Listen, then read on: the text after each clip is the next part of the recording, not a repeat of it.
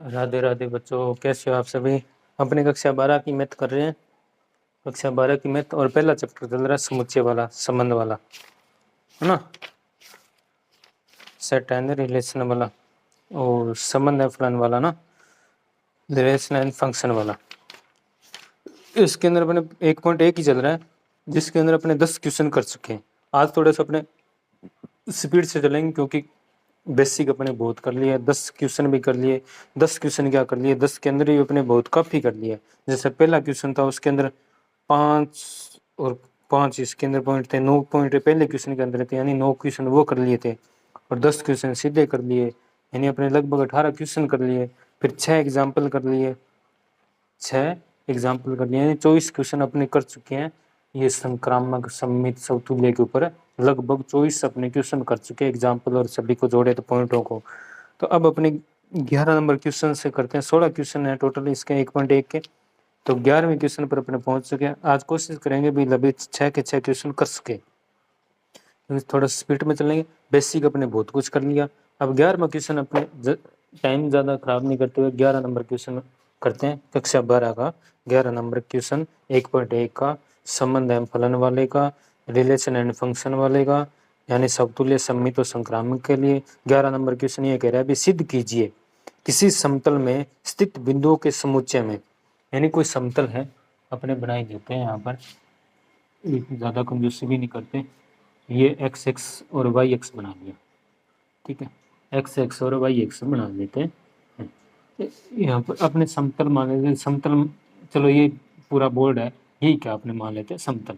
यहाँ से लेकर ये यहाँ तक बोर्ड है, जो क्या है ये समतल ही है, यानी चलो बना ही लेते हैं, डॉट डॉट के रूप में बना लिया। ये मैंने क्या बना दिया, एक नॉर्मल समझाने के लिए क्या बना दिया मैंने, एक प्रकार का समतल बना लिया, ठीक है।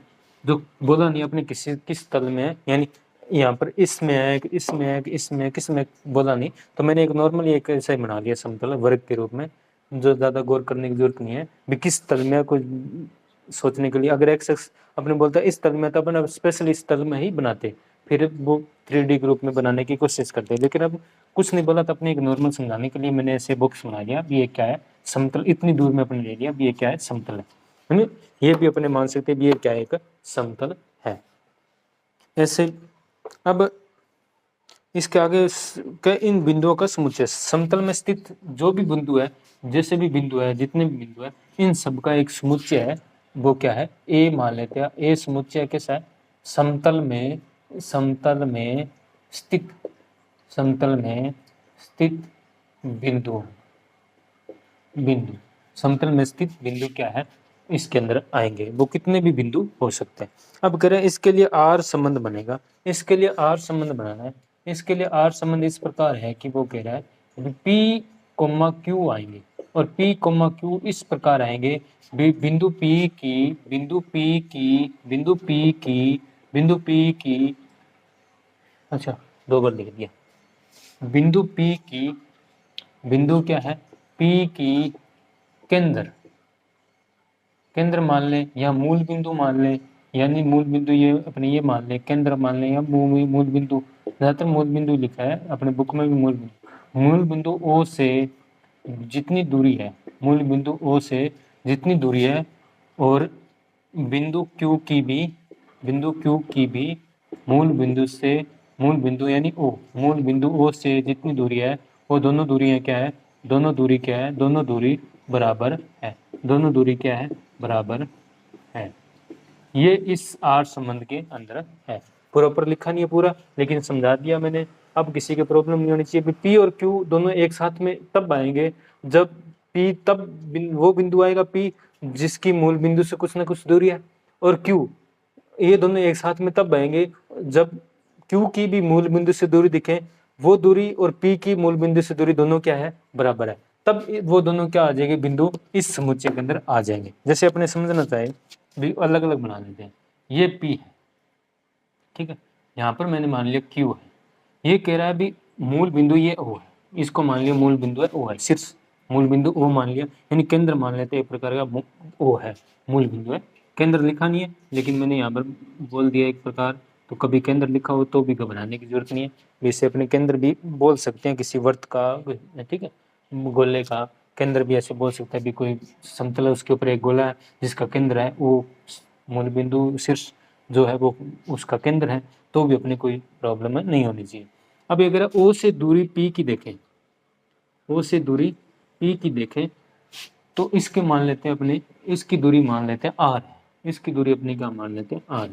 अब ये कह रहा है कि ओ से क्यू की दूरी देखें, ओ से क्यू की दूरी देखें, वो दूरी है और पी की दूरी है, ये दोनों दूरी क्या है बराबर है, यानी इसकी दूरी अगर आर है, आर का मतलब 5 सेमी है अगर, तो इसकी सेमी, इसकी दूरी भी क्या है 5 सेमी है, ये दूरी क्या है 5 सेमी। अगर इस यानी इसकी दूरी 1 किलोमीटर है और पी के बीच में 1 किलोमीटर दूरी है, तो और क्यू के बीच में भी कितनी होनी चाहिए 1 किलोमीटर दूरी होनी चाहिए। ऐसे दूरियां क्या हो दोनों की बराबर, तो अगर दूरी दोनों के बराबर है तो इस समुच्चय के अंदर आर के अंदर आ जाएंगे। यानी इस आर संबंध कैसा है भी, जो सभी बिंदुओं की दूरियां क्या हो एक दूसरे के बराबर हो। जैसे यहाँ से कोई वो बिंदु लेंगे, दूरी देखी ओ की और पी की, तो दोनों की दूरी बराबर होनी चाहिए। यहाँ पर कोई बिंदु देखेंगे समतल के अंदर, तो और इस बिंदु की दूरी देखें और कोई दूसरा इसके साथ में लिखना है उसकी दूरी देखें, तो उनकी दूरी भी क्या होनी चाहिए बराबर होनी चाहिए। ये इनकी दूरियां क्या होनी चाहिए बराबर होनी चाहिए, तो वो बिंदु इसके अंदर आर के अंदर आते जाएंगे। ठीक है, इसके बाद अपने आगे और दे रखा है, उसके इसके बाद ये दे रखा है भी अपने ये आर के अंदर रहेगा अपने ये प्रदत्त संबंध आर एक तुल्यता संबंध है, ये अपने सिद्ध करना है। आर क्या है एक, ये आर क्या है तुल्यता संबंध है, ये अपने सिद्ध करना है। इसके बाद ये सिद्ध करने के बाद पुनः सिद्ध कीजिए कि बिंदु पी, बिंदु P से संबंधित, बिंदु P से संबंधित सभी बिंदुओं का समुच्चय P से होकर जाने वाले, P से होकर जाने वाले, P से होकर जाने वाले एक ऐसे वर्त को निरूपित करता है जिसका केंद्र मूल बिंदु पर है, जिसका केंद्र मूल बिंदु पर है। और P का मान क्या है, P का मान क्या है, P का मान क्या है 0,0 नहीं, P का मान क्या है 0,0 नहीं है, P का मान 0,0 नहीं है। ऐसा P बिंदु लेना है, इस P के समान कोई बिंदु अलग अलग है, उनका बिंदुओं का समुच्चय है वो क्या है एक वर्त निरूपित करता है और जिसका केंद्र क्या है मूल बिंदु है, ये अपने समझाना है। वो आगे वाली कंडीशन है। अभी अपने 3 कंडीशन है, समतुल्य है, सममित है, क्या है वो देख लेते हैं। पहले देख लेते हैं समतुल्य, क्योंकि तुल्यता संबंध देखना है, समतुल्य देखना है। समतुल्य का मतलब क्या है भी ए आर के अंदर है क्या, ए आर के अंदर है क्या, यानी अपने इस भाषा में कहे तो पी आर के अंदर है क्या, पी आर के अंदर है क्या। यहाँ पर पी क्यों दे रखा है, तो अपने पी मान लेते पी आर के अंदर है क्या। पी आर क्या मतलब, इसका मतलब ये है भी ओ पी की दूरी, और इसका मतलब भी क्या है ओ पी की दूरी बराबर ही होगी, है ना। इसका मतलब यह है भी केंद्र ओ से पी तक की दूरी, ओ पी बिंदु पी की केंद्र मूल बिंदु ओ से दूरी, तो उसे अपने ओपी दूरी बोलते हैं, ओपी दूरी और ओ क्यू दूरी, वो दोनों अगर बराबर है दूरी तब इस समुच्चय के अंदर आएंगे। इसका मतलब यही है, तब पी लिखे तो इसकी मूल बिंदु ओ से दूरी और इस पी की भी मूल बिंदु ओ से दूरी, तो ओपी दूरी और इसके लिए भी ओपी दूरी दोनों बराबर है, तो दोनों बराबर है तो इसका मतलब क्या है ये समतुल्य है। अब इस पर कोई अलग अलग और एग्जाम्पल देने की जरूरत नहीं है, टाइम खराब करने की जरूरत नहीं है, अब समझ में आ रहा है क्या है ना। सम्मित, सम्मित क्या होता है भी, सम्मित ये है भी अगर P और Q R के अंदर होना चाहिए, P और Q ये तो R के अंदर होगी, तो अगर ये R के अंदर है तो Q और P वो भी R के अंदर है क्या, Q और P R के अंदर है क्या। अब इसका मतलब है भी OP की दूरी, OP की दूरी इसका और OQ की दूरी, ये दोनों क्या है दोनों बराबर है, और इसका मतलब है भी OQ की दूरी और OP की दूरी ये दोनों भी बराबर है, तो एक ही बात है। पहले OP दिखे थे OQ देखे या OQ OP देखे, तो दूरियां दोनों की क्या बराबर है, तो ये R के अंदर होगा, तो इसका मतलब ये भी R के अंदर होगा, यानी सम्मित भी है। ठीक है, यानी सम्मित भी है। ठीक है, आप अच्छे से लिख लेना, समझा रहा हूँ बस। अब ये संक्रामक, संक्रामक है ना, बेसिक अपनी बहुत कर चुके हैं, 24-25 क्वेश्चन कर चुके हैं। अब इसके और तरीके बेसिक बताऊंगा, तो अब इसमें कोई बेसिक बताने वाली बात ही नहीं है। अब किसी को प्रॉब्लम भी नहीं होनी चाहिए, वैसे स्पीड से चलना चाहिए।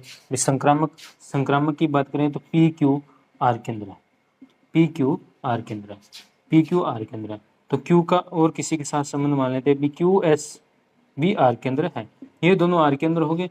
तो आपने ये देखना है भी PS भी R के अंदर है क्या, PS भी R के अंदर है क्या।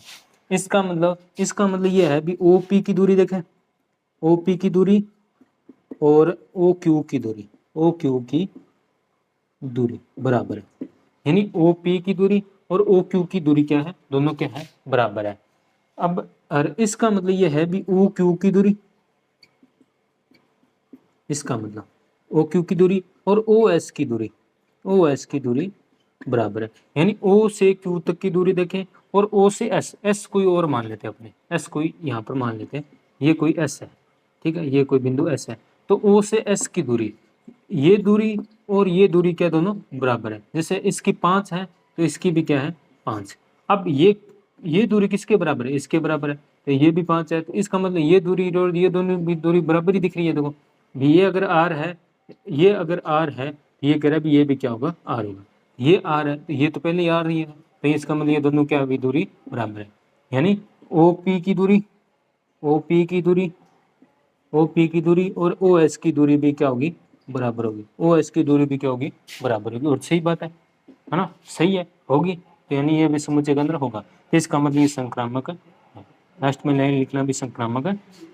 ठीक है, तीनों अतः क्या है, तुल्यता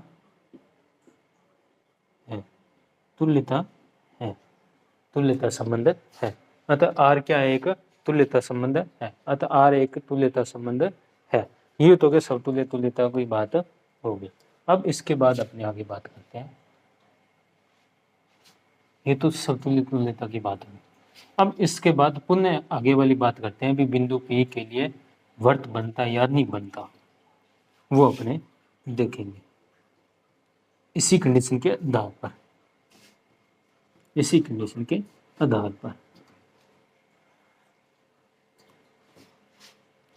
इसको एक बार मैं थोड़ा सा साफ करूंगी, सिर्फ एक बार P रख लेता हूँ, P P P P बिंदु मैंने यहाँ पर ले लिया, जो यहाँ पर P बिंदु लिया मैंने, यहाँ पर क्या लिया मैंने, P बिंदु लिया, और ये P बिंदु 0 0 नहीं, क्योंकि 0 0 तो यहाँ पर है, 0 0 यहाँ पर है, मूल बिंदु ये है, ठीक है, केंद्र बिंदु ये है, मूल बिंदु ये है। अब केंद्र भी बन जाएगा, वर्त बना देंगे तो।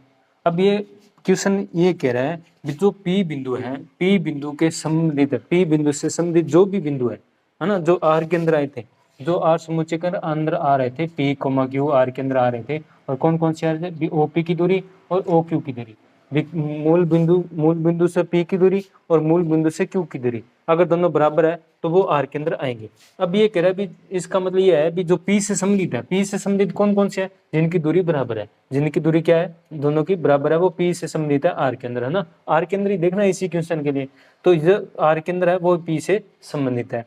एक कह रहा है जो P से संबंधित है, जो जो बिंदु P से संबंधित है उनको मिला दें, उन बिंदुओं को एक दूसरे से मिला दें, तो मिला दे तो वो क्या बनता है, वर्त, और उन बिंदुओं को अपने समुच्चय के अंदर लिख लें, या के जिन बिंदुओं को P से संबंधित है भी जिनकी दूरी बराबर है, जैसे ये बिंदु ले लिया, ये बिंदु ऐसा ले लिया जो O से ये बिंदु की दूरी क्या बराबर है, यानी P से संबंधित है, दोनों की दूरी अगर बराबर होगी तो इसके अंदर आएगा, R के अंदर आएगा।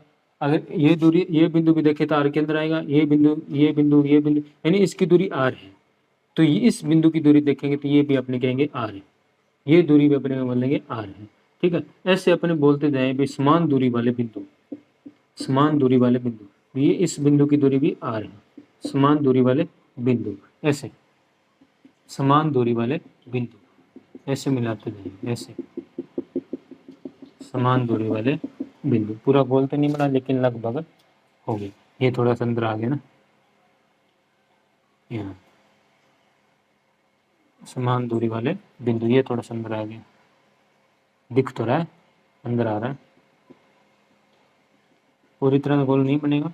अब ये सभी P से संबंधित है, ये P से संबंधित इसलिए है कि मूल बिंदु से दूरी O से दूरी ये O है, और इस बिंदु तक मिला दें वो दूरी, और P से O वाली दूरी, ये दोनों क्या रहेगी, बराबर।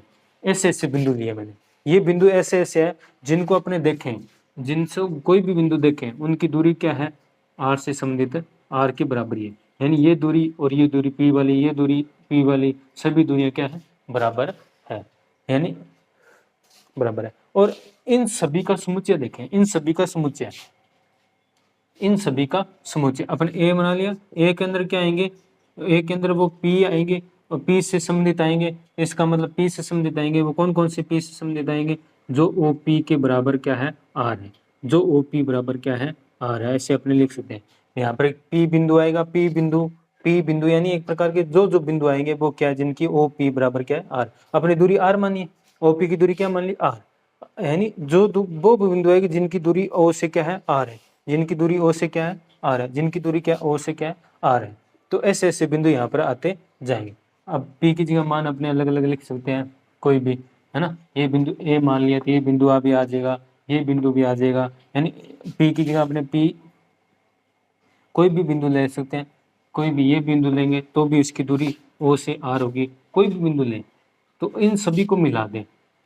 अब इनको ऐसे मिला दें, पहले तो अपने समुच्चय बना लिए, इन सभी को समुच्चय के अंदर लिख दिया, फिर इन सभी को ऐसे मिला दें, अपने इन सभी को ऐसे मिला दें, ये बिंदु के ऊपर एक प्रकार से इन सभी को ऐसे मिला दें, सभी को इस तरह, तो एक प्रकार का क्या बन जाएगा, ये वर्त बन जाएगा। ऐसे डायग्राम बनाने लगा, पहले वाला अलग बना देना, ये इसके लिए पुनः के लिए अलग बना लें। ये क्या बिंदु सभी क्या है, ये बिंदु सभी P से संबंधित है, P से संबंधित है। ये एक क्या आ जाएगा, जो P से संबंधित है, जो बिंदु P से संबंधित है, वो सभी वर्त की परिधि बना रहे हैं। अतः क्या है, अतः ये P से संबंधित वाला समुच्चय, P से संबंधित बिंदुओं का P से संबंधित बिंदुओं का समुच्चय P से संबंधित जो सभी बिंदुओं का समुच्चय है, ये A माना है समुच्चय, वर्त को निरूपित यानी बनाता है, या अपने बनाता भी लिख सकते हैं, अपनी बनाता है, निरूपित करता है, ये अपने सिद्ध करना था। और जो मूल बिंदु है, ये मूल बिंदु इससे अपने क्या बोल सकते हैं, अब ये मूल बिंदु है, मूल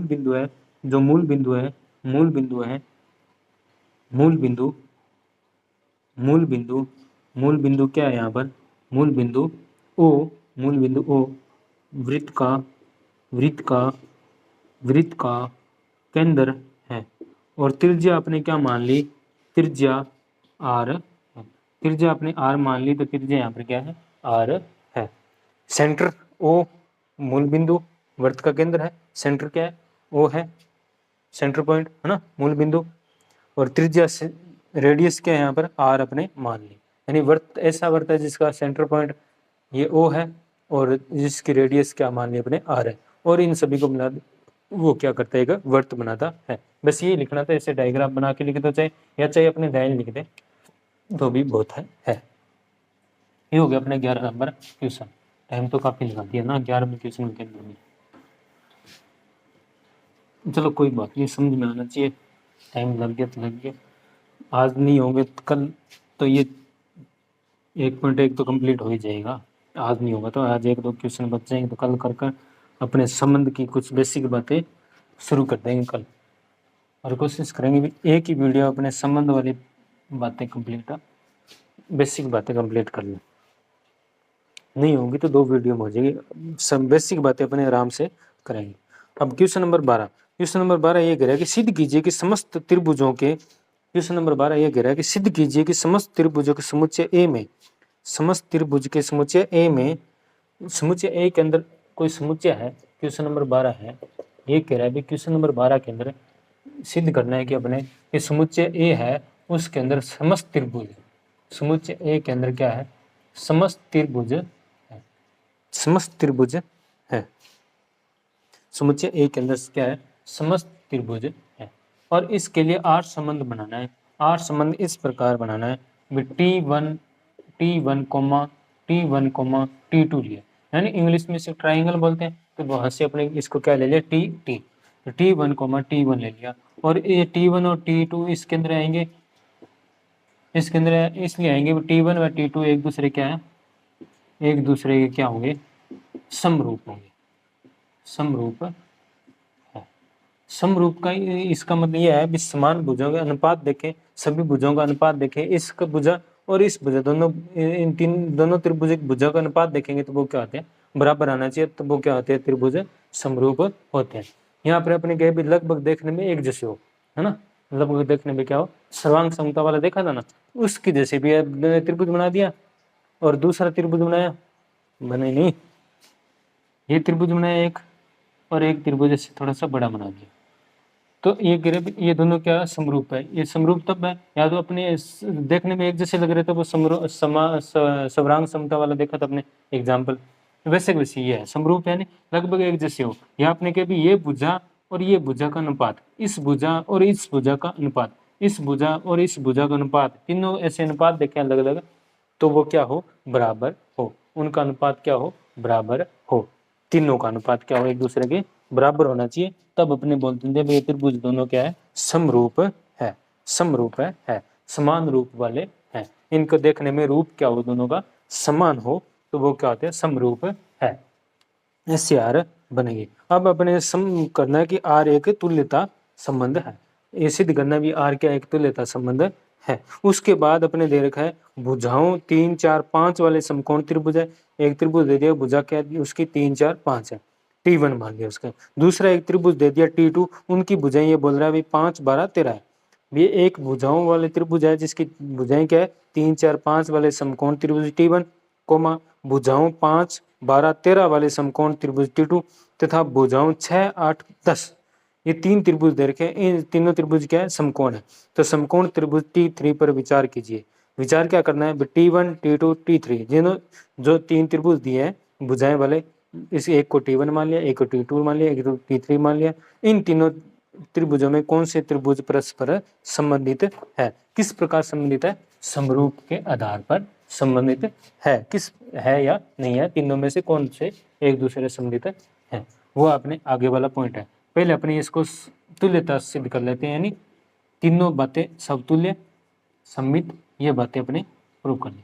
अब अपने एक T1, T1 belongs to R है ना, T1, T2, T1, T1 दोनों R के अंदर है। R के अंदर क्यों है, क्योंकि ये सेम एक ही त्रिभुज क्या है, एक ही त्रिभुज या आपने इसके स्वयं त्रिभुज, या आपने ऐसे बोल सकते हैं स्वयं त्रिभुज है ना, स्वयं त्रिभुज स्वयं का समरूप होता है, यानी होता। बात करें भी ये त्रिभुज है, इसी को 2 बार बना दिया तो ये तो एक जैसी है, समान ही है, तो यानी एक दूसरी है, सेम ही चीज है, नहीं अपने इसको बराबरी बोल सकते। एक ही बात करें तो ये दोनों एक दूसरे के समरूप भी होते हैं, सर्वांग सम भी होते हैं, है ना, समांतर भी होते हैं, है ना। एक ही त्रिभुज है तो ये समरूप है ही, यानी T1 R के अंदर आएंगे, यानी समान एक दूसरे के साथ दोनों आ जाए आएंगे, तो इसका मतलब ये समतुल्य है, समतुल्य है। अब अपने बात करते हैं सम्मित की। अब अपने बात करते हैं सम्मित की। सम्मित के अंदर क्या होता है, सिमेट्री के अंदर क्या होता है अभी T1 ले लेते हैं। सिमेट्री के अंदर क्या होता है, T1 और T2 ये R के अंदर होंगे, ये दोनों R के अंदर होंगे। इसका मतलब यह है T1 और ऐसे समरूप के लिए ऐसे सिंबल होता है, ऐसे थोड़ा सा इस तरह टेढ़ा ऐसे समरूप, सर्वांग सम होता है, ऐसे बीच में और एक डंडा और लगा देते हैं सर्वांग सम। तो ये T1 T2 समरूप है, इसका मतलब यह है ये दोनों क्या है, समरूप है। अगर ये दोनों है तो अपने ये T2, T1 देखना भी R के अंदर है या नहीं, तो इसका मतलब ये है T2 क्या है, T1 के समरूप है। तो एक ही बात है, चाहे T1 T2 के समरूप बोल दें, चाहे T2 T1 के समरूप बोल दें, एक जैसे एक ही बात है, दोनों एक दूसरे के समरूप ही हो है ना। दोनों एक दूसरे के समरूप ही है, आगे पीछे अपने लिख सकते हैं, दोनों एक दूसरे क्या है, समरूप है, दोनों एक दूसरे क्या है, समरूप है। इसका मतलब ये सममित भी है, सममित है। अब अपने करते हैं संक्रामक की बात। आसान सी बातें, थोड़ी सी बताने वाली बात है, बाकी क्वेश्चन बहुत आसान है ये, है ना। संक्रामक की बात करें, ये T1 और T2 ये दोनों क्या है, आर के अंदर है। फिर दूसरी बात, T2 यानी बी का किसी और के साथ संबंध होना चाहिए, तो वो मान लिया T3 है, तो T3 ये भी क्या है, आर के अंदर है।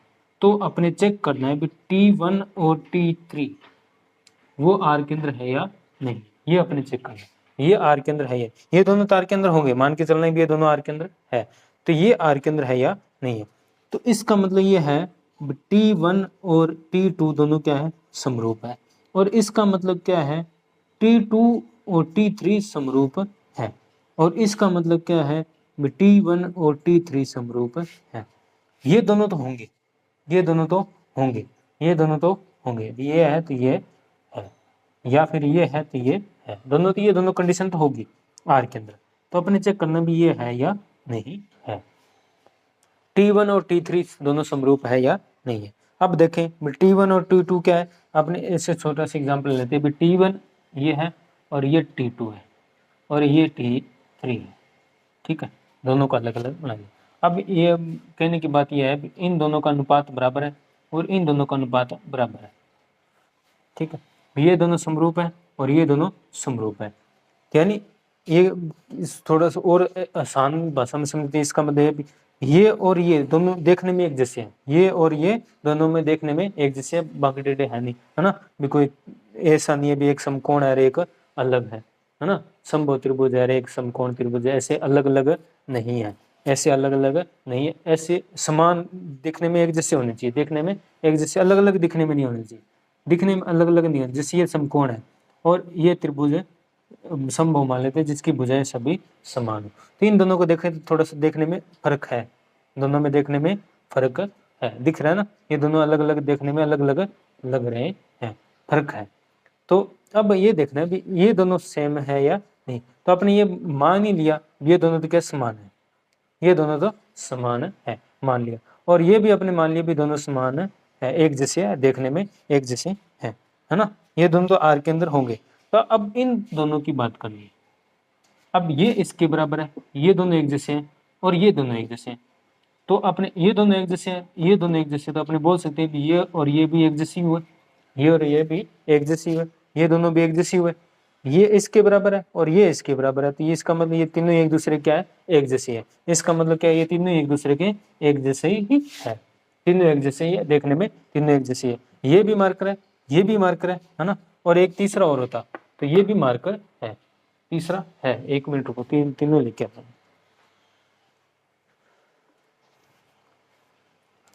है ना।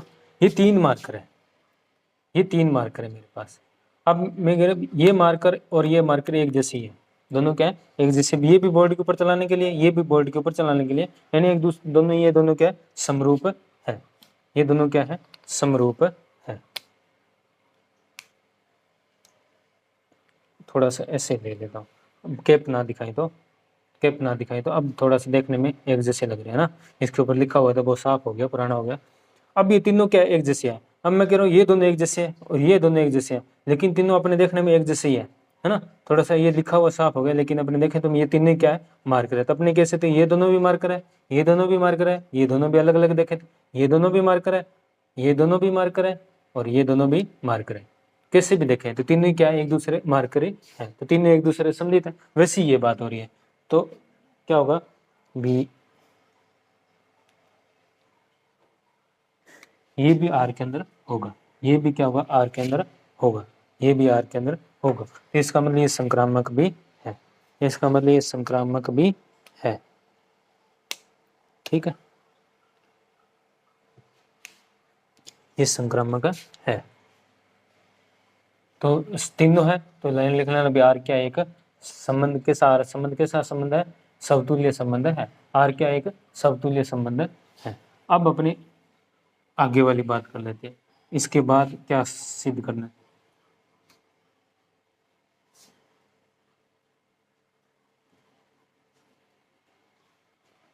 इसके बाद क्या सीधे करना है वो अपने देख लेते हैं।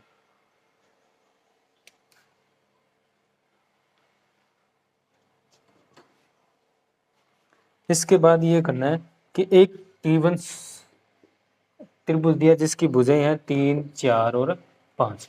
एक T2 त्रिभुज दे दिया जिसकी भुजाएं हैं 5, 12 और 13। और एक T3 त्रिभुज है जिसकी भुजाएं हैं 6, 8 और 10। 6, 8 और 10। अब अपने क्या करना है, जो बड़ी भुजाएं हैं उनको हमेशा ऊपर रखेंगे, भाग देना भी अनुपात देखना। तो बड़ी भुजाएं क्या देखेंगे ऊपर, भी अब भुजाएं दे रखे हैं तो अपने क्या देखेंगे अनुपात देखेंगे, और अनुपात देखकर क्या करेंगे, और तीनों ये क्या समकोण है, तीनों क्या है समकोण है। ये छोटा छोटा ये उससे थोड़ा सा बड़ा होगा है ना, ये थोड़ा सा बड़ा होगा ऐसे दे रखे हैं। और ये भी एक कोई बड़ी हो सकती है और एक आधा कोई थोड़ा सा छोटा हो सकता है ऐसे। ये तीनों समकोण है, तीनों क्या है समकोण है। ठीक है, तीनों क्या है समकोण है, तीनों समकोण दे रखे हैं। ये T1 मान लेते हैं, ये T2 है और ये T3 है, यानी तीनों समकोण है। तो इसका मतलब ये 90 डिग्री, एक कोण 90 डिग्री का है। ये थोड़ा समकोण नहीं बना गया, ये भी समकोण है, ये भी 90 डिग्री का है, और ये भी समकोण ही है, ये कोण 90 डिग्री का है। ठीक है, तीनों कोण, तीनों में क्या है एक कोण 90 डिग्री है, समकोण त्रिभुज है। तो समकोण त्रिभुज देखने में देख जैसा लग रहा है। अब इसमें क्या है भुजाएं अलग अलग दे दी, इसने क्या दे दी भुजाएं अलग अलग भुजाएं दे दी। तो अब इसमें चेक करना है भी कौन कौन से एक दूसरे के समरूप है। तब अपने क्या करेंगे T1 और T2 को देखेंगे, T1 व T2, T1 और T2 की जांच करेंगे। तो अपने क्या करेंगे जो बड़ी छोटी भुजाएं उनको ऊपर रखेंगे और बड़ी भुजा को बड़ी भुजा को ऊपर रखेंगे, सॉरी बड़ी भुजा को अपने ऊपर रखेंगे, छोटी भुजा को नीचे, यानी पहली पहली भुजा, दूसरी दूसरी, तीसरी तीसरी, यानी छोटी शुरुआत हो रही है छोटी, फिर बड़ी, फिर और बड़ी। तो और 4 और 12 को नीचे रखेंगे, फिर 5 और फिर उल्टा लिख दिया, बड़ी भुजा को ऊपर रखना है। पहली दोनों भुजा जिसमें बड़ी भुजा थी ऊपर, फिर दोनों दूसरी दोनों भुजा जिसमें बड़ी भुजा थी वो ऊपर, और फिर तीसरी जो दोनों भुजा थी बड़ी भुजा थी उसको ऊपर। अब इन तीनों भाग देना, तीनों को काटें तो क्या बराबर आएगी। अब 5 और 3 में भाग पूरा पूरा नहीं जाएगा, 4 और 3 का चला जाएगा, जिसका मतलब ये दोनों कभी बराबर नहीं आएगी। और 12 और 4 का भाग पूरा पूरा चलेगा, लेकिन 13 और 5 एक दूसरे में भाग नहीं जाएगा, यानी ये दोनों भी एक दूसरे के बराबर नहीं आएंगे, ये दोनों भी एक दूसरे के बराबर नहीं आएंगे। अब इन दोनों को बात करें तो इन दोनों के भाग नहीं जा रहा, इन दोनों के भाग नहीं जा रहा, तो ये दोनों भी क्या है एक दूसरे के बराबर नहीं है। इसका मतलब तीनों भी एक दूसरे किसी ना किसी के भी बराबर नहीं है, तीनों ही बराबर होनी चाहिए, तीनों ही बराबर होने चाहिए, है नहीं। इसका मतलब ये समरूप नहीं है, समरूप समरूप नहीं है। तो यानी T1 व T2 संबंधित नहीं है, T1 और T2 संबंधित नहीं है। अब T1 और T2 को देख लिया, अब T1 और T3 को देख लेते, फिर T2 और T3 का देख लेंगे। अब T1 व T3, T1 व T3, और बड़ी भुजाएं क्या 6, 8, 10 ऊपर लिख देता हूँ मैं पहले ही, 6, 8, 10। छोटी भुजाएं क्या 3 है, 4 है और 5 है। अब इनको काटना चाहें तो कट जाएगा, 3 एकम 3, 3 दूनी 6। यहाँ पर तो कोई कट नहीं रहा, सिर्फ यही कट रहा था, 4 3 12, 3 आ रहा था, लेकिन ये किसी के बराबर नहीं आ रहा है ना। तब आगे अपने काटने की जरूरत नहीं पड़ी थी, बराबर आ रहा था तब अपने काटते। ये कट रहा है, ये भी कटेगा और ये भी कटेगा, तीनों कटेंगे देखने में। तो 2 3 6, 4 एकम 4, 4 दूनी 8, 5 एकम 5, 5 दूनी 10। इनको अपने काटें, इन सभी को काटें। तो इसका मान भी 2 आ रहा है, इसका मान भी 2 आ रहा है, तो दोनों बराबर है। इसका मान 2 आ ही गया, इसको इनको काटेंगे तो दोनों का मान 2 आ रहा है, यानी सभी का मान क्या आ रहा है 2 आ रहा है। और तीनों एक दूसरे क्या हो गए फिर बराबर हो गए, यानी सभी का मान क्या आ रहा है 2 आ रहा है काटने के बाद। इसका मतलब सभी एक दूसरे क्या है बराबर है, सभी एक दूसरे के बराबर है, तो इसका मतलब क्या है अनुपात बराबर है, तो यानी क्या है वो समरूप है, समरूप। अब पूरा पूरा कट रहा है, बात ये है, तब मैंने कहा भी एक बड़े ऊपर रख ले। अगर किसी किसी बच्चे ने से लिख लिया सभी, ऊपर छोटे लिख दिए नीचे बड़े लिख दिए। अब ऐसे नहीं करना भी नीचे भी T3 को ऊपर रख रहे हैं तो सभी T3 के ऊपर, T1 के नीचे लिख रहे हैं तो सभी T1 के सभी नीचे।